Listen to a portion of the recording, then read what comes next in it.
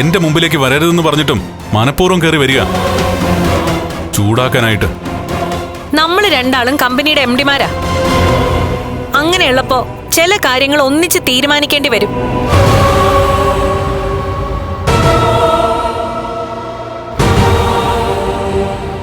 കണ്ണേട്ടൻ വന്നിട്ടുണ്ട്. ഇത്രയും സമയം അങ്ങനെ എവിടെയായിരുന്നു? ജർമ്മനിയിലുള്ള ഏതോ സുഹൃത്ത് നാട്ടിൽ വന്നിട്ടുണ്ട്. അങ്ങേരുടെ പെങ്ങളുടെ കല്യാണമായിരുന്നു എന്ന്. അങ്ങേരുടെ ജർമ്മനിയിലുള്ള സുഹൃത്തുക്കളൊക്കെ എനിക്കറിയാം. അതുകൊണ്ട് പ്രയോജനം ഇല്ലല്ലോ. നിങ്ങൾക്ക് ജർമ്മനിയിലോ അമേരിക്കയിലോ ഒന്നും സുഹൃത്തുക്കളില്ലല്ലോ. ഉണ്ടായിരുന്നെങ്കിൽ വിലപിടിപ്പുള്ള സമ്മാനങ്ങളൊക്കെ എനിക്കും കിട്ടില്ലായിരുന്നോ? എന്തിനാ സംസാരം അതിലേക്കൊക്കെ പോകുന്നേ? ആ, ഒരു കണക്കിന് ശരിയാ. ഇപ്പൊ ജർമ്മനിയിൽ നിന്ന് വന്ന സുഹൃത്തും ഭാര്യയല്ലേ അങ്ങേരെ ചീറ്റ് ചെയ്തത്. ചീറ്റിംഗ് ആരുടെ ഭാഗത്തുനിന്നുണ്ടായെന്നാ ഞാൻ ഇപ്പോ ആലോചിക്കുന്നത്. കരുണേ, അന്ന് തോമസ് വൈദ്യന്റെ വീട്ടിൽ നിന്ന് മേഘേട്ടൻ പോയപ്പോ കൂടെ കണ്ണേട്ടനും ഉണ്ടായിരുന്നു. അവർക്ക് പിന്നാലെ മാർക്കോ എങ്ങനെയാ വന്നത്? അതുപോട്ടെ, ഈ പറയുന്ന മാർക്കോയെ കൃത്യസമയത്ത് തന്നെ ആരോ ഹോസ്പിറ്റലിൽ എത്തിച്ചു. എന്നാൽ മേഘേട്ടൻ വഴിയരികി കിടന്ന് ചോര വാർന്ന് മരിക്കാറായപ്പോഴാ ആരൊക്കെയോ കൂടെ ഹോസ്പിറ്റലിലേക്ക് എത്തിച്ചിരിക്കുന്നത്. ഇതിലൊക്കെ എന്തൊക്കെയോ ദുരൂഹതയുണ്ട്. എനിക്കൊരു ദുരൂഹതയും തോന്നുന്നില്ല. കണ്ണേട്ടനും മേഘേട്ടനും കൂടി തോമസ് വൈദ്യന്റെ വീട്ടിൽ നിന്ന് പോകുമ്പോ സാഗർ അവിടെ ഉണ്ടായിരുന്നു. അവനായിരിക്കും മാർക്കോയെ വിളിച്ച് വിവരം പറഞ്ഞത്. ഞാൻ പറഞ്ഞല്ലോ കരുണേ, നമ്മൾ ഒരുപാട് തവണ മഹാലക്ഷ്മിയുടെ തകർച്ച കേൾക്കാനായിട്ട് കാതോർത്തിരുന്നവരാ. എന്നിട്ട് അതിനുശേഷം തകർന്നത് നമ്മൾ തന്നെയാണ്. അതുപോലൊരു അനുഭവം ഇനി നമുക്കിവിടെ ഉണ്ടാവാൻ പാടില്ല. അതുകൊണ്ട് എന്ത് വേണമെന്നാ ഈ പറയുന്നേ? എന്റെ മനസ്സിലൊരു കരട് വീണ സ്ഥിതിക്ക് ഇനി അത് എടുത്തു കളയാതെ എനിക്ക് സമാധാനം കിട്ടില്ല. ആ, ജോലിയും കൂലിയൊന്നും ഇല്ലല്ലോ.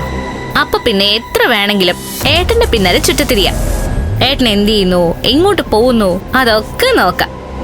അതെ, ഞാനേ ഉണ്ണിയേട്ടന്റെ പേരിന്റെ മുൻപില് വെയിറ്റ് ഉള്ള ഒരു പേരുകൂടി ചേർത്തോട്ടെ. ഡിറ്റക്റ്റീവ് ഉണ്ണി. കണ്ണേട്ടന്റെ പിന്നാലെ അന്വേഷണവും നടക്കുമല്ലേ, അപ്പൊ ആ പേര് ചേരും. നീ എന്നെ കളിയാക്കുവാണോ? അല്ലെങ്കിൽ പിന്നെ നിങ്ങൾക്കിതിന്റെ വല്ല ആവശ്യമുണ്ടോ ഉണ്ണിയേട്ടാ? ഉണ്ട്.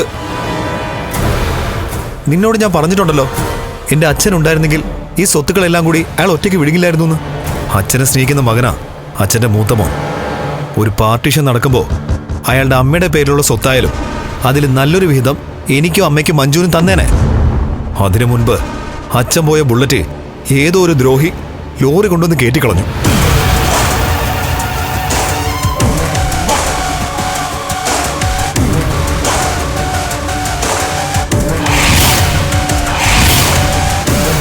അല്ലെങ്കിൽ ഈ ഗതി എനിക്കും എൻ്റെ അമ്മയ്ക്കും വരില്ലായിരുന്നു. മഞ്ജു ബുദ്ധിയുള്ളവളാ. അവള് സമയത്ത് കാലുമാറിയതുകൊണ്ട് അർഹിക്കാത്ത പലതും അവൾക്ക് കിട്ടുന്നുണ്ട്. എന്നാൽ ആഗ്രഹിച്ചതും അർഹിച്ചതും ഞാൻ നേടിയെടുക്കും കരണേ. ഓ, അതിനെ ബുദ്ധി വേണം, ബുദ്ധി. നിങ്ങൾ ആദ്യം നിങ്ങളുടെ ഏട്ടനെ സംശയിക്കാതിരിക്കണം. ഇനി ഓരോന്നും മനസ്സിൽ കൂട്ടി വെച്ചുകൊണ്ട് നിങ്ങൾ നിങ്ങളുടെ ഏട്ടന്റെ പിന്നാലെ നടക്കുവാണെന്ന് അങ്ങേർക്ക് എങ്ങനെ തോന്നിക്കഴിഞ്ഞാ ഉള്ളതും കൂടി ഇല്ലാതാവും, പറഞ്ഞേക്കാം.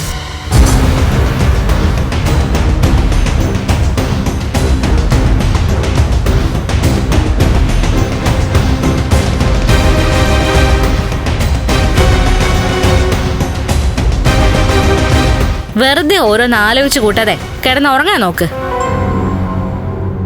ഈ ലോകത്ത് കഴുതകൾക്ക് മാത്രമല്ല ബുദ്ധിയില്ലാത്തത്, എന്റെ ഭർത്താവിനും അതെ. എങ്ങോട്ട് പോവാ? എങ്ങോട്ട് പോയാലും നിനക്കെന്താ?